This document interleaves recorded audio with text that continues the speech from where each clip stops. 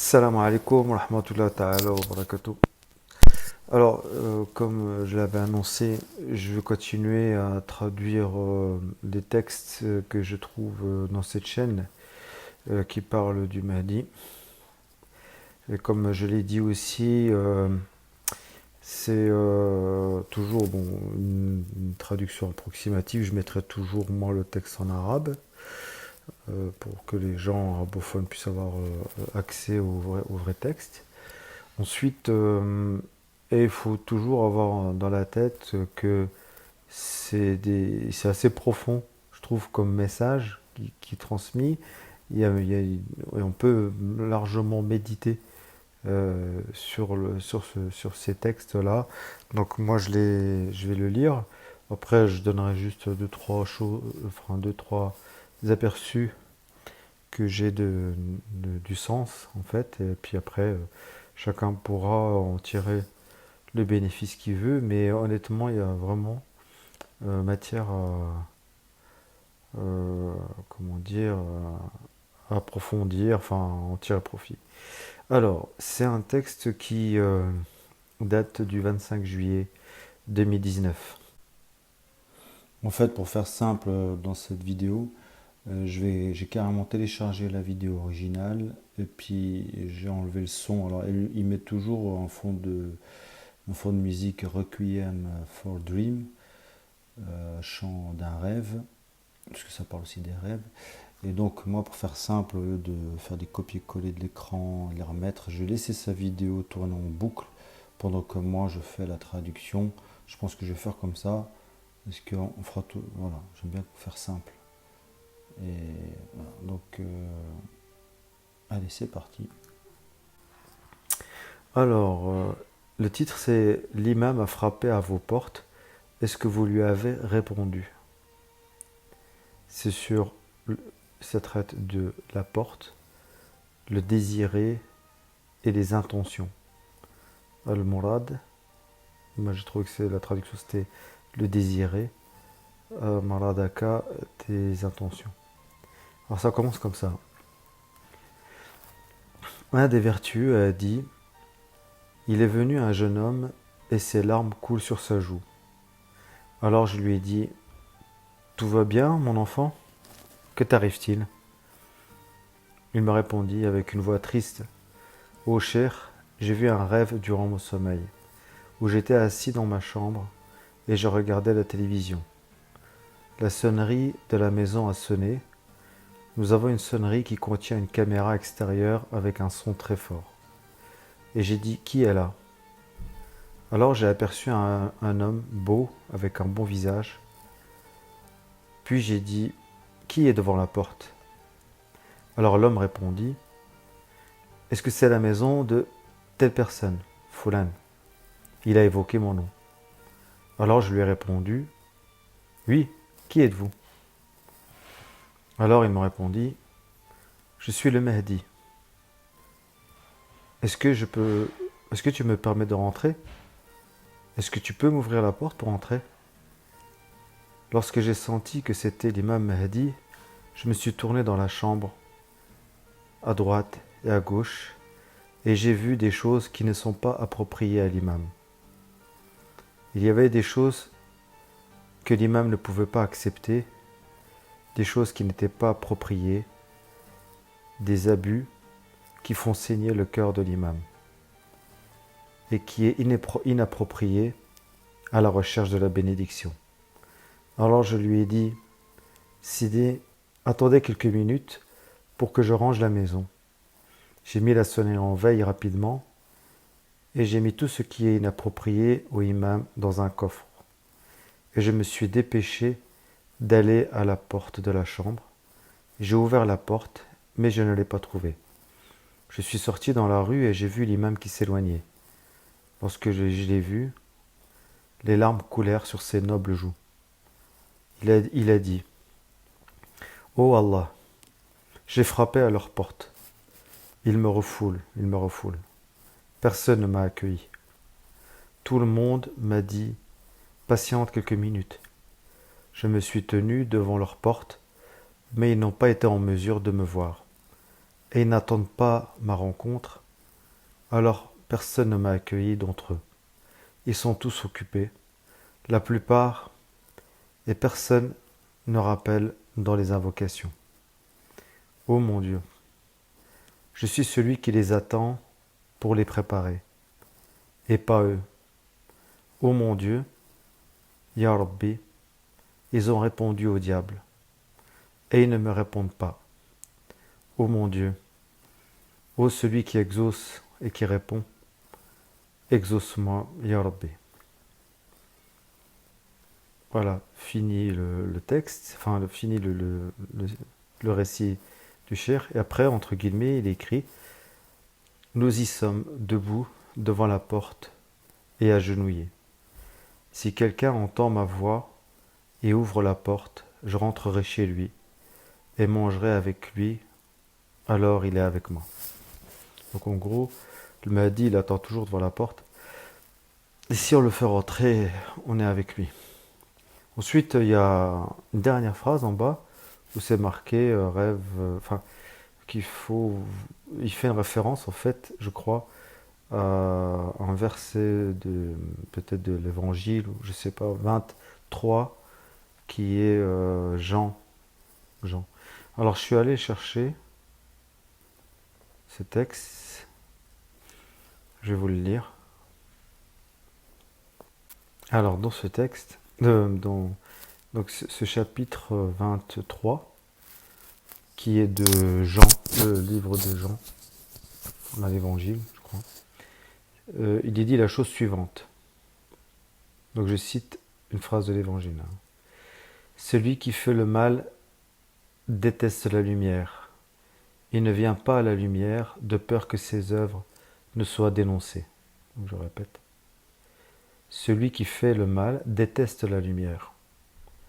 Il ne vient pas à la lumière de peur que ses œuvres ne soient dénoncées. Donc en fait, c'est un rapport avec le récit, parce que si vous avez compris, qui est un texte assez simple, le Mahdi sonne à la porte d'une personne, cette personne-là reconnaît que c'est le Mahdi, il sait qu'il a des choses qui ne sont pas appropriées euh, au Mahdi, il a honte de ces choses-là, ça peut être les péchés, et donc il veut nettoyer, faire place nette avant d'ouvrir au Mahdi. C'est ce qu'il dit en fait, c'est ce que signifie la phrase. Celui qui fait le mal déteste la lumière, il ne vient pas à la lumière de peur que ses œuvres ne soient dénoncées. Donc si on veut aller à la lumière, il ne faut pas faire le mal. C'est la morale du rêve. En gros, le Mahdi, c'est la lumière, c'est le Nour. Et on ne peut pas présenter devant le Nour ses œuvres mauvaises. Hein, il ne vient pas à la lumière de peur que ses œuvres ne soient dénoncées. Donc c'est intéressant ce récit. Voilà. Je sais pas ce que. Bon, c'est toujours pareil, comme je disais, et pour moi il y a toujours une leçon, c'est que en fait euh, le bien, la lumière, elle est toujours là. Et c'est nous qui la refoulons, si on veut, par nos mauvaises actions, par nos péchés. Ce qui fait que il rentre pas, les malaïkas n'entrent pas, et là en l'occurrence le Mahdi n'entre pas, car il sait que lui il sait, non, lui il veut rentrer, le bien veut rentrer chez lui, mais le fait que lui sa place n'est pas propre, et il y a des péchés, il y a des choses qui peuvent blesser l'imam, etc., qui ne sont pas appropriées pour lui, qui peuvent saigner le cœur de l'imam. Dans ce cas, il ne pouvait pas l'accueillir.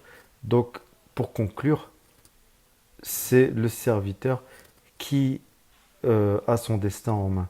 Plus les gens se purifient, en gros, je pense, hein, plus les gens se purifient, et plus ils seront disposés à recevoir la lumière, et donc le Mahdi. Voilà ce que ça veut dire. En tout cas, dans tous les cas, le Mahdi, il rentrera pas il côtoiera pas des mauvaises personnes. Il côtoiera pas le mauvais. Il côtoiera pas le péché. On ne peut pas mélanger le bien et le mal. Voilà. Voilà ce que ça veut dire. Il faut slah. Il faut faire l'islah. C'est ça que ça veut dire. Il faut faire l'islah. En fait, ce message-là, cette vidéo ou ce texte, il encourage tout simplement. C'est pour ça que je dis que moi, il y a une leçon en fait dans ces textes-là. Je ne sais pas qui les écrit, mais c'est très profond. En fait, tout simplement, ils sont en train d'encourager les croyants à se purifier, à faire l'islah, à faire le maximum pour faire l'islah, pour que le Mahdi puisse rentrer et s'asseoir et manger avec les gens. Et je ne sais pas si vous avez remarqué, la personne qui raconte le rêve, eh ben, elle pleure parce qu'elle est triste, parce que le Mahdi est venu chez lui et il n'a pas pu, et il est reparti à cause de ses péchés à lui et de ses mauvaises actions. Mais le Mahdi aussi, il pleure. Pourquoi? Parce que lui, tout ce qu'il veut, c'est les aider. Tout ce qu'il veut, c'est leur faire profiter comme il dit, oh mon Dieu, je suis celui qui les attend pour les préparer. Donc en fait, Mahdi, il est là pour les sauver, pour les sauver, les préparer, et il ne comprend pas pourquoi les gens ne lui ouvrent pas la porte. Subhanallah al-Azim, c'est magnifique.